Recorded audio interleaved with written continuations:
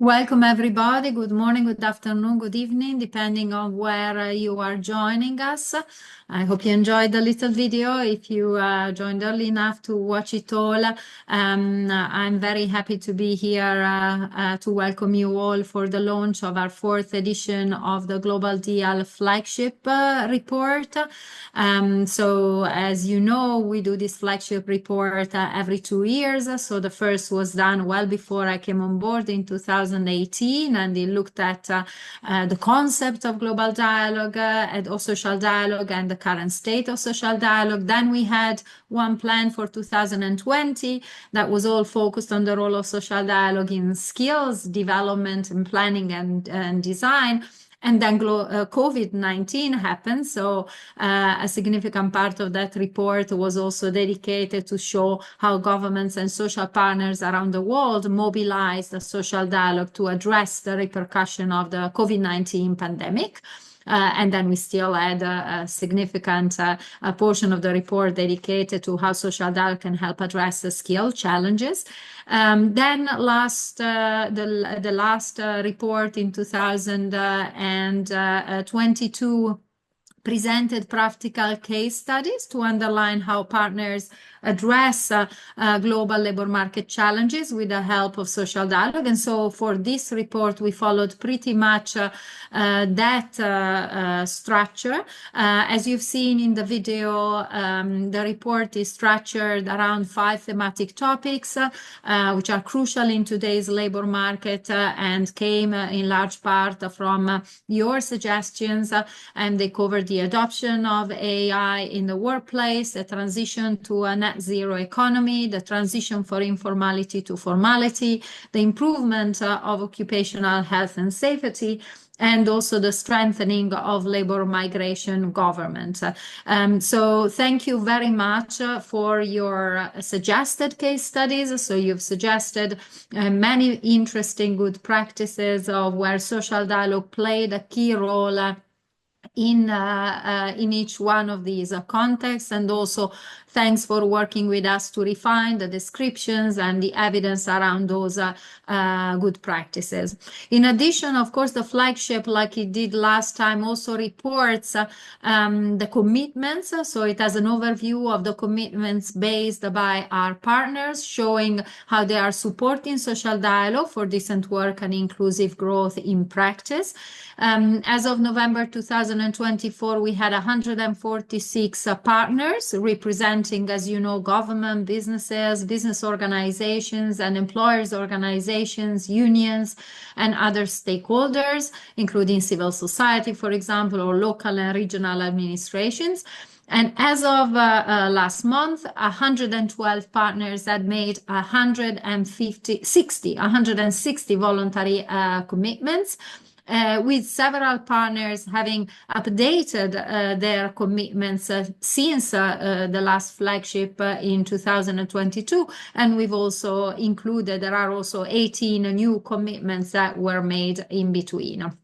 So we're very happy to have benefited from the expertise of both the ILO and the OECD to draft this flagship report. And we are very grateful again to you for sharing these interesting case studies, which we hope can serve as a source of inspiration and peer learning for other partners. We have had the last minute news that unfortunately Vera Pedregal from the ILO will not be able to join us. But without further ado, let me give the floor to Stefano Scarpetta, OECD Director for Employment, Labor and Social Affairs, to give some opening remarks. Stefano, the floor is yours. Thank you. Thank you very much, Glenda. Indeed, good morning, good afternoon to everyone. And thank you for joining us for this launch of the 2024 Global Deal Flagship Report. At the OECD, of course, the OECD has long championed social dialogue, recognize really the key value to promote inclusive growth, job quality, and healthy labor markets. And for this reason, we are very pleased and honored to be among the founding partner of the Global Deal, together with our colleagues at the ILO, and to host actually the Global Deal Support Unit at the headquarters here in Paris. It goes without saying that social dialogue plays a key role in mitigating risks and seizing the opportunity linked to labor market transformations. And this is precisely, as Glenda was saying, the key topic of this year's flagship report. Social dialogue can lead to more inclusive and also sustainable growth. It can contribute to foster innovation, increasing productivity, and actually contribute to creating quality jobs. It can also address the disruption affecting regions, sectors, and population groups differently, and therefore avoid widening even further the divides and inequalities. And this is especially true in the context in which the combination of the green transition and the greater adoption of artificial intelligence in the workplace, of course, they bring many opportunities, but also bring with themselves also some risks. The transition to net zero economy, for example, has far-reaching implications for the labor market, and social dialogue can play a really important role in promoting the opportunities and mitigating the risks. Many new jobs will be created, no doubt, through the green transition, but many jobs will be transformed, and some jobs would actually have to be phased out because they are in the high emission sectors. At the same time, the introduction of artificial intelligence systems in workplace call for a safe, responsible, and ethical adoption to mitigate the risk associated with this technology. Again, our work on artificial intelligence suggests that companies where workers were consulted about the adoption of artificial intelligence tools are more likely to report that this has improved their own performance on the job, but actually contribute also to improve the job quality with an improvement in the health and safety at work. Social dialogue plays a crucial role in improving working conditions. At the same time, strains in job quality are rising, with informality affecting nearly 60% of the global workforce, and risk to physical safety, chemicals, and hazardous substances, as well as biological, ergonomic, and psychosocial hazards are actually increasing in many countries, which is further accentuated by the heat stress, which is aggravated by climate change. Last but not least, the social dialogue makes the important contribution to improve labor migration management. With the number of migrants we see are increasing across the globe, we see a potentially stronger contribution of migration to economic growth. And this flagship report builds on the research that has been conducted at the OECD and at the ILO with the Global Deal Support Unit, and showcase concrete examples of social dialogue, how social dialogue can help address these challenges. And we hope that you will find this example useful. These concrete examples are a testimony of what can be achieved when the government, together with the employers and worker representatives, actually work together. The example also showed that social dialogue can make many different forms to influence the functioning of today's labor markets. We have included the example of policy, strategy, and action plan to address labor market challenges and strengthen labor market governance. Just let me make a few examples. The national strategy for the transition to a formal economy in Costa Rica, the labor migration policy in Colombia.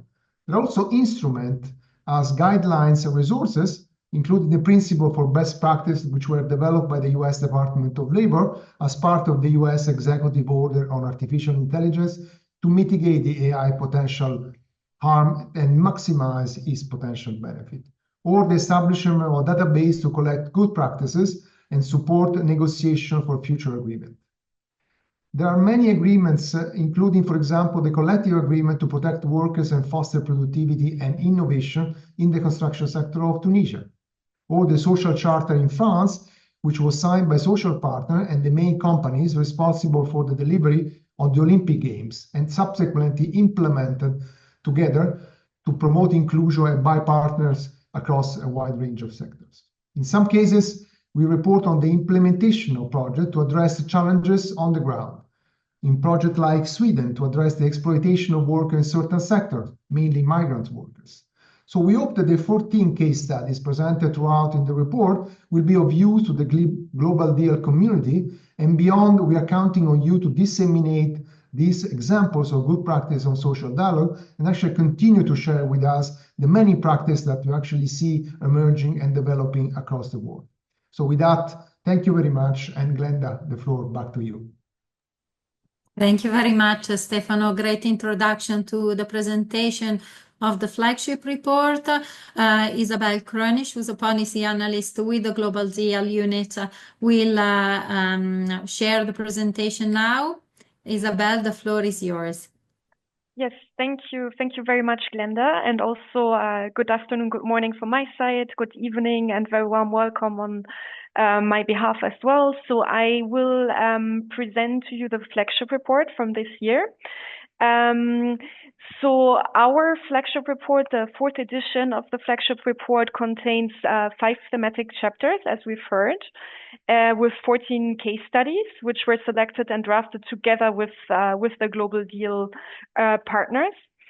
Throughout the report, you will see there's a diversity of regions is being represented. We have case studies from the Global South and from the Global North, and also a variety of stakeholders are represented. So we have case studies which have been submitted by governments, but also by workers' representatives, employers' representatives, and civil society. Throughout the report, we see that social dialogue can lead to a number of outcomes. So, as also pointed out by Stefano, social dialogue can lead to the drafting of policies, strategies, action plans. Social dialogue can also contribute to drafting guidelines and put resources at the disposal of social partners. And finally, social dialogue is, of course, also leading to a number of agreements. First of all, collective agreements, but also agreements between trade unions, as we will see later on. And last but not least, social partners can make an important contribution to the implementation of projects. Now I would like to walk you through the 5 chapters of the report. So starting first of all with our chapter on AI, on social dialogue for the safe, responsible, and ethical adoption of AI in workplaces. So social dialogue in this context can support potential benefits for workers and enterprises, for example, in terms of automation, but also augmentation. And social dialogue can ensure that benefits are shared.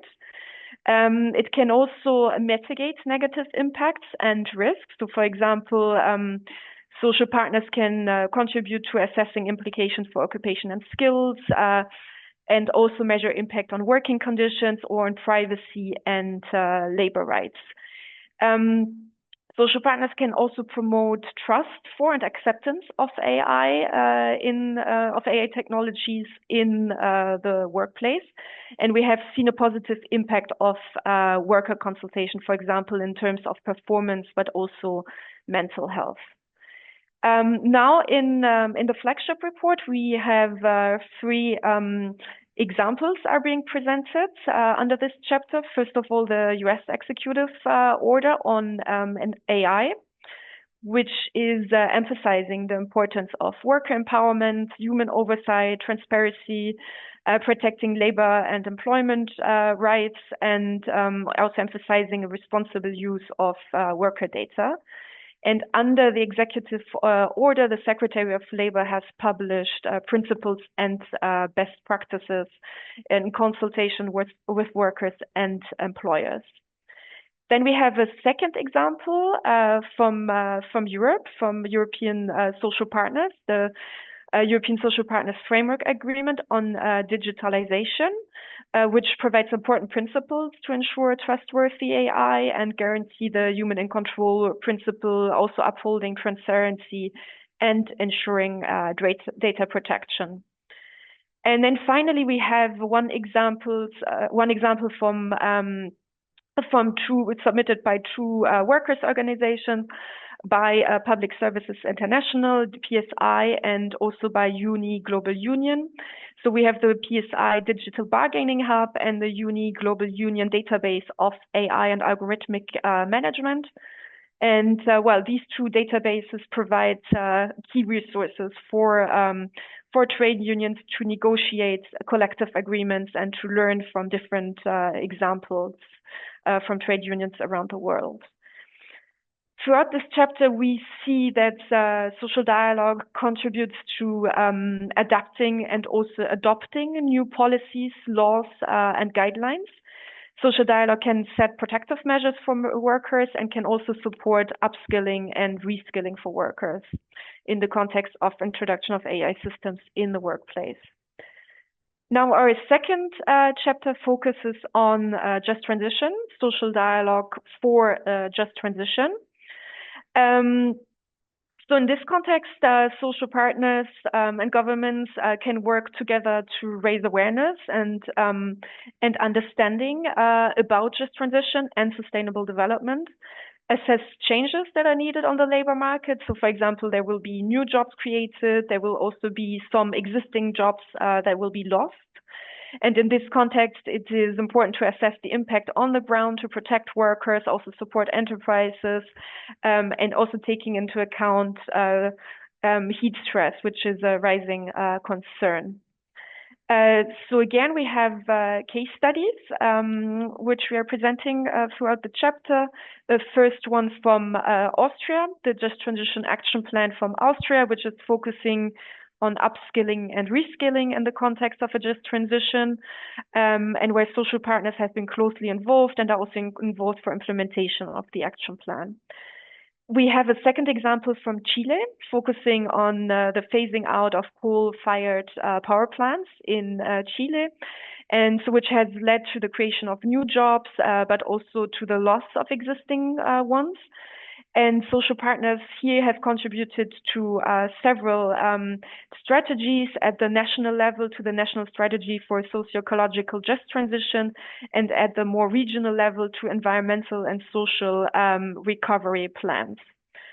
And then finally, we have one example from South Africa. The Presidential Climate Commission in South Africa was founded in December 2020. And it's contributing to providing evidence-based information.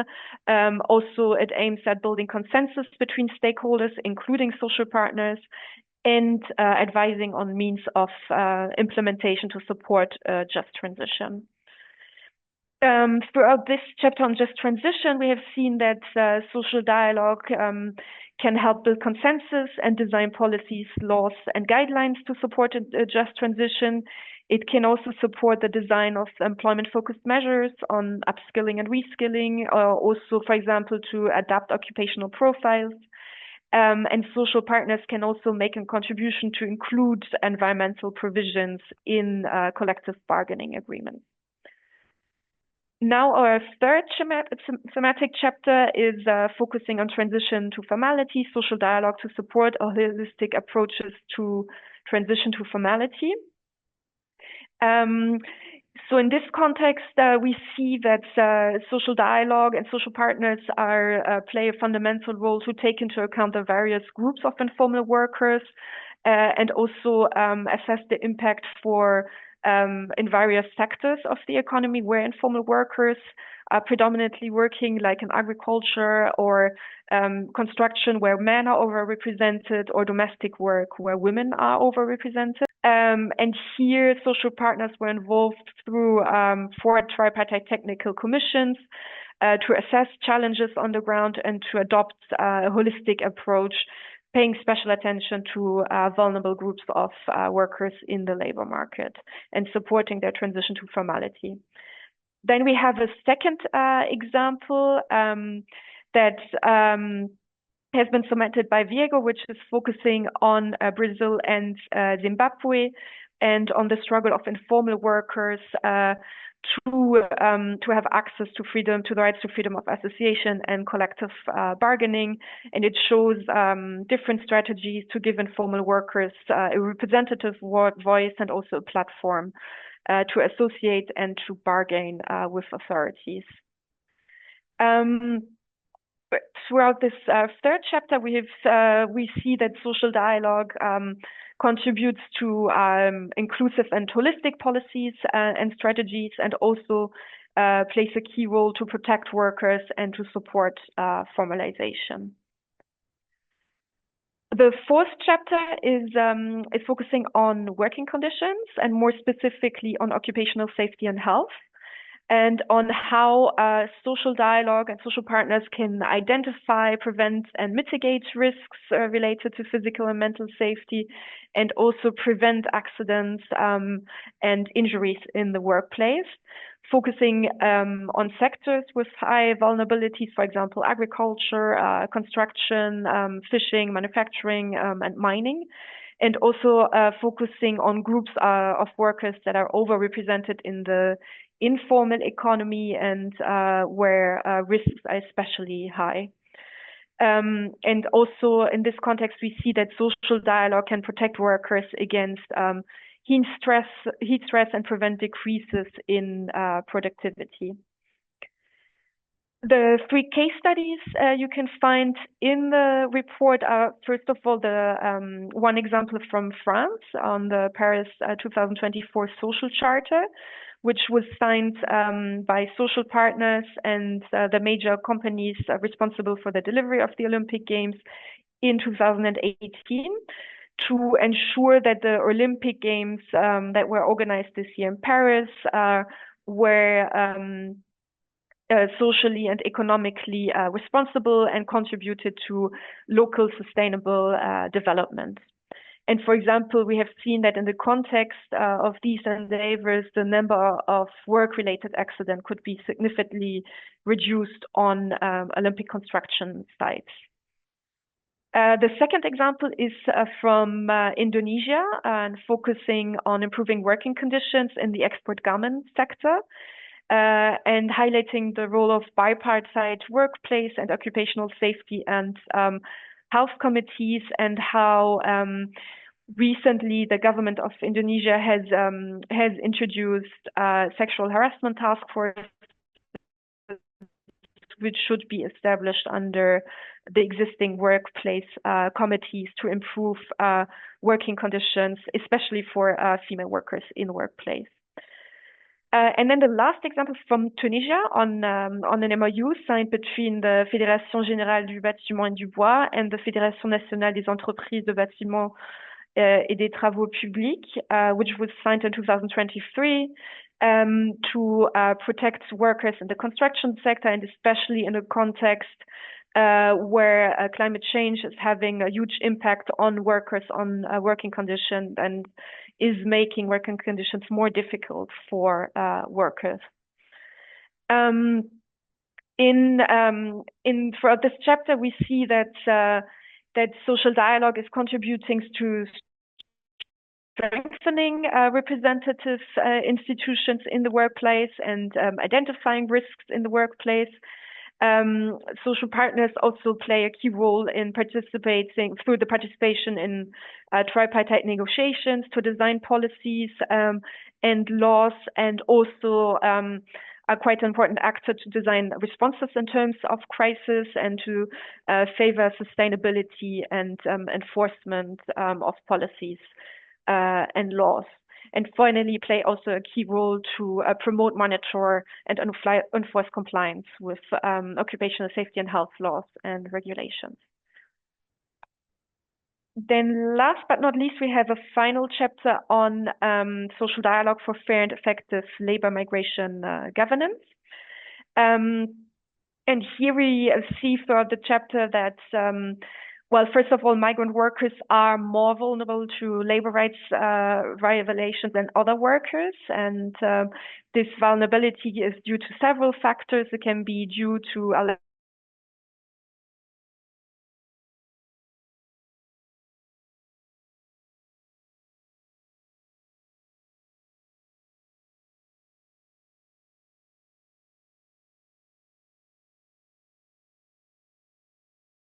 and are more likely to be exposed to discrimination.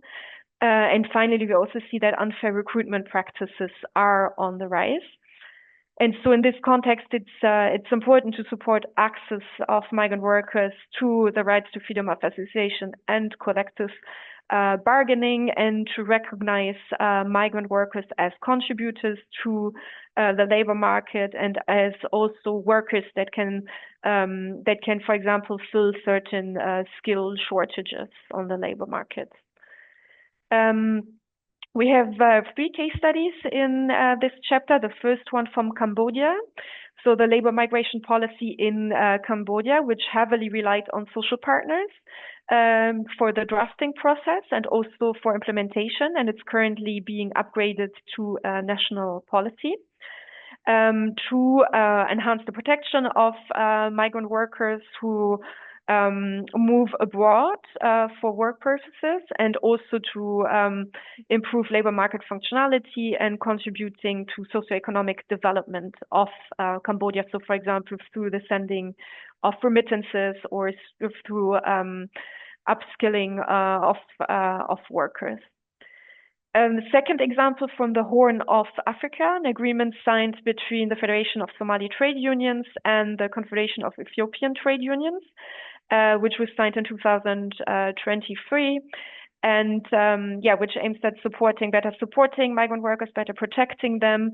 And as a major outcome of this agreement, the first Migrant Resource Center was established in Mogadishu in October 2023. And finally, we have one example from Sweden showing how trade unions are supporting workers in certain sectors where risks for labor rights abuses are high and where migrant workers are overrepresented, like in the construction sector and also in the cleaning industry. Oh, sorry. And here, throughout this chapter, we see that that social dialogue again makes important contributions, and so, for example, social dialogue can contribute to harnessing the benefits of labor migration for countries of origin, of destination, also migrant workers themselves. Social dialogue can strengthen fair and effective labor migration governance, and in this context, it's important to create spaces for social dialogue, to consult social partners when drafting policies and laws, and also bilateral agreements. And finally, workers and employees organizations also play an important